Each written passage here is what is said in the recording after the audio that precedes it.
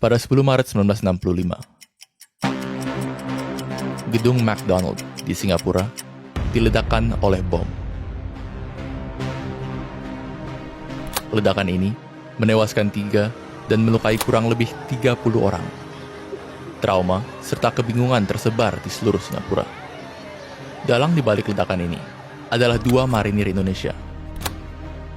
Namun, aksi ini bukan semata-mata menargetkan Singapura, melainkan seluruh Malaysia, baik di Semenanjung hingga utara Kalimantan. Pesan Indonesia adalah satu, bahwa serangan-serangan serupa tidak akan berhenti sampai tujuan Indonesia tercapai, yakni kehancuran Federasi Malaysia. Belum genap 1 dekade Malaysia merdeka dan menyatukan Singapura, Sabah, dan Sarawak, diyakini harus melawan agresi Indonesia, negara yang sebelumnya dianggap sebagai saudaranya sendiri. Tentu, banyak faktor yang berkontribusi pada pertikaian Indonesia dan Malaysia. Video ini adalah bagian pertama dari 2 seri yang hendak menjelaskan mengapa kedua bangsa serumpun ini dapat terjerumus dalam peperangan.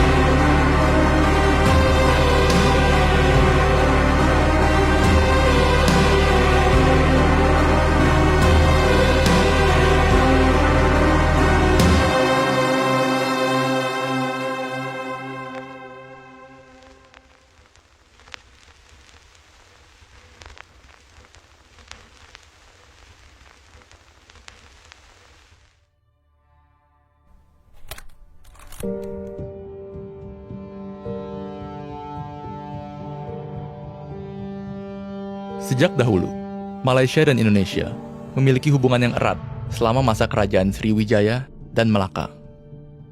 Tidak seperti di Eropa, kerajaan-kerajaan kuno tersebut tidak memiliki batas wilayah.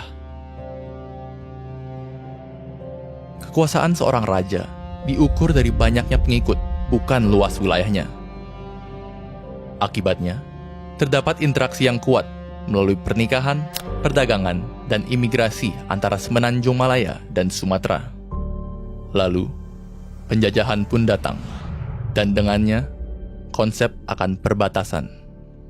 Dalam upaya menandingi dominasi Belanda sebagai pusat perdagangan di Batavia, kedua negara menandatangani Anglo-Dutch Treaty yang membagi daerah kekuasaan antara Inggris di Semenanjung Malaysia dan Belanda di Nusantara. Lalu, Bernese Agreement membatasi daerah kekuasaan antara Inggris dengan Siam. Kemudian, seorang Inggris bernama James Brooke menjadi raja di daerah yang kini bernama Sarawak. Dan Sabah pada akhirnya dikuasai oleh perusahaan Inggris bernama North Borneo Chartered Company. Untuk membangun wilayahnya, Inggris mendatangkan ribuan, bahkan jutaan pekerja asing dari Tiongkok dan India sebagai kuli dan buruh. Seiring berjalannya waktu, orang Malaysia semakin tidak puas dengan penjajahan Inggris.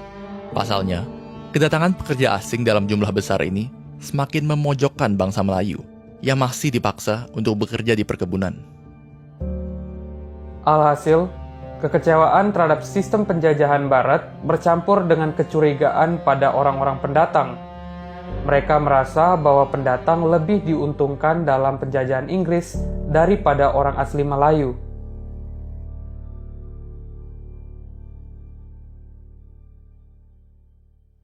Solidaritas antara orang Malaysia serta Indonesia pun semakin erat dengan bertumbuhnya ideologi serta aliran pemikiran anti-penjajahan. Di Universitas Al-Azhar di Kairo serta Sultan Idris Training College di Malaysia, mahasiswa asal Indonesia dan Malaysia kerap menjalin organisasi bersama.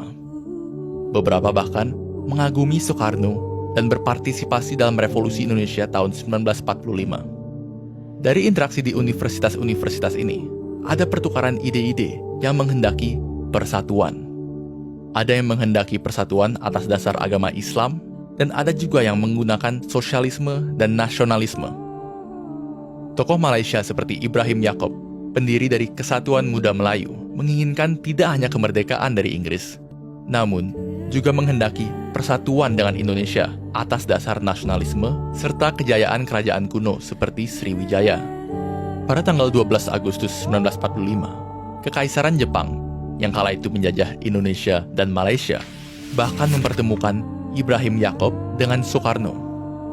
Dalam pertemuan singkat itu, mereka menyetujui bahwa sesuai dengan rapat BPUPKI, kemerdekaan yang diberikan oleh Jepang akan mencakup wilayah Indonesia beserta Malaya dan Borneo Utara.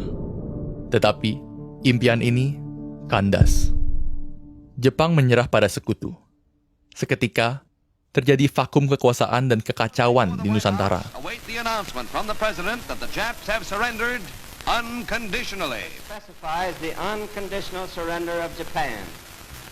In the reply, there is no qualification. Proklamasi kami, bangsa Indonesia, dengan ini menyatakan kemerdekaan Indonesia. Soekarno tetap berpegang pada janji kemerdekaan dari Jepang. Namun, kelompok pemuda mendorong Soekarno untuk memproklamasikan kemerdekaan secepat mungkin. Akibat dari proklamasi yang terburu-buru tersebut, Jepang tidak sempat mengatur persatuan antara kedua negara secara matang. Dan ketika proklamasi diumumkan pada 17 Agustus 1945, Malaysia tertinggal. Inggris tidak tinggal diam. Kesempatan ini digunakan olehnya ketika dia kembali ke Malaysia. Sementara Indonesia sedang sibuk melawan Belanda, Inggris memberikan tawaran kemerdekaan terhadap Malaysia. Dan inilah yang membuat hubungan Indonesia dengan Malaysia semakin memburuk.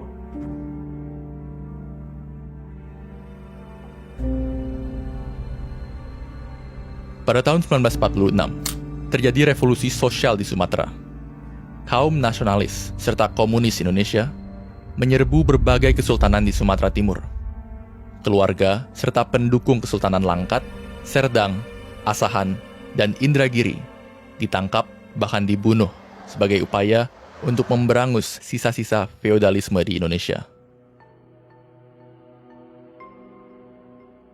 Bagi Malaysia yang menganggap kesultanan tersebut sebagai sesama kaum Melayu, nasib serupa dapat menimpa mereka apabila bersatu dengan Indonesia.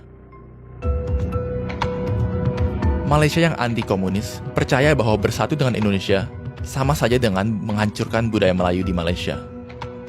Berbeda dengan Indonesia, Inggris memberikan tawaran yang lebih menarik, yakni Inggris tidak akan menghapus Kesultanan Melayu di Malaysia.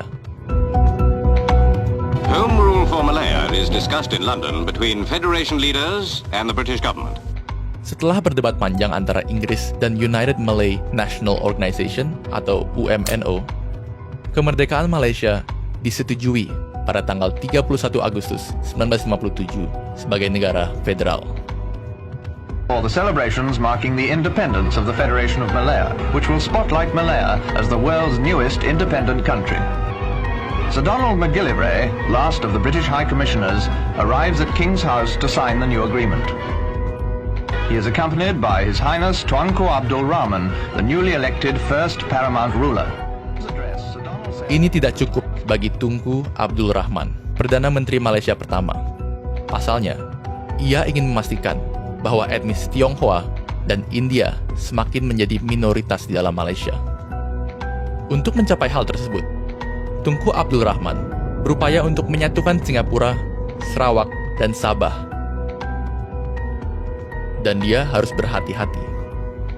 Pertama, dia harus tidak memprovokasi Indonesia karena masih banyak di antara populasi di Malaysia yang pro-Indonesia. Kedua, dia harus meyakinkan masyarakat Sabah dan Sarawak bahwa pada dasarnya mereka juga Melayu. Pada 30 Juli hingga 5 Agustus 1963, pemimpin Indonesia, Malaysia, serta Filipina bertemu di Manila. Mereka bertiga setuju untuk menunda penggabungan Sarawak dan Sabah dengan Malaysia. Perserikatan Bangsa-Bangsa dipimpin oleh U Thant akan melakukan riset dan menentukan apakah masyarakat Sabah dan Sarawak ingin bersatu dengan Malaysia atau tidak.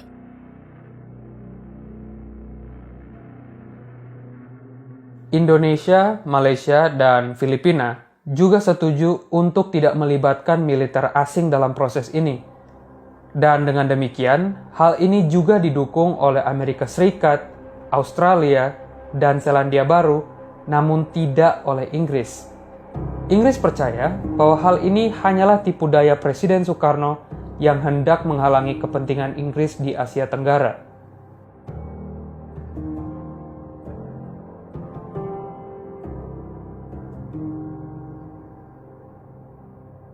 Pada akhir Agustus 1963, Duncan Sandys mengunjungi Malaysia dan mendorong pemersatuan secepat mungkin, meski hal tersebut melanggar persetujuan Manila.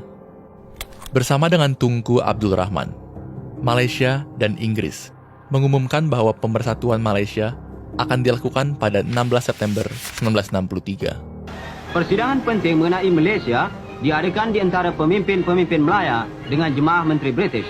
Selepas sekian berunding, Tengku Abdul Rahman dan Perdana Menteri British Tuan Harold Macmillan pun mewujudkan perjanjian bersejarah atas Malaysia itu. Agung dalam persetujuan itu ialah masa peralihan dan penyerahan kedaulatan. Amarah Soekarno pun meluap. Pengumuman yang disampaikan secara tiba-tiba, tanpa persetujuan dengannya, dijadikannya sebagai bukti bahwa Malaysia tidak lebih dari boneka penjajahan yang lebih patuh pada dorongan Inggris. Yang kami anti-i yaitu Malaysia, pimpinan Inggris, pimpinan imperialis Inggris yang mendurhakai, menerakni menjala Tengku Abdul Rahman bukan antek daripada imperialis. Di Jakarta, kedutaan Malaysia dan Inggris diguncar dengan kerusuhan, dan di mana-mana, kampanye untuk mengganyang Malaysia dikumandangkan. AS, Selandia Baru, dan Australia turut kecewa akan keputusan Inggris yang tergesa-gesa. Meskipun pada akhirnya studi U-Tan menyatakan bahwa Sabah dan Sarawak memang bersedia bergabung dengan Malaysia, amarah Indonesia dan Filipina sudah tidak dapat terbendung. And from the Indonesian capital of Jakarta, President Sukarno hurls out his threats to crush Malaysia. 10 terjadu Malaysia masuk Republik Indonesia, 100 sukarelawan masuk Kalimantan Utara. Kini, Malaysia harus berhadapan dengan Indonesia. Indonesia, negara yang memiliki populasi terbesar di Asia Tenggara. Angkatan bersenjatanya sudah ditempa di Sulawesi, Sumatera, dan Papua. Belum lagi, Indonesia memiliki masyarakat yang sangat militan dan dengan sukarela membentuk berbagai milisi yang siap dikirim ke Malaysia. Pertempuran tinggal menunggu waktu, dan negara Malaysia yang baru ini hanya dapat bersiap diri.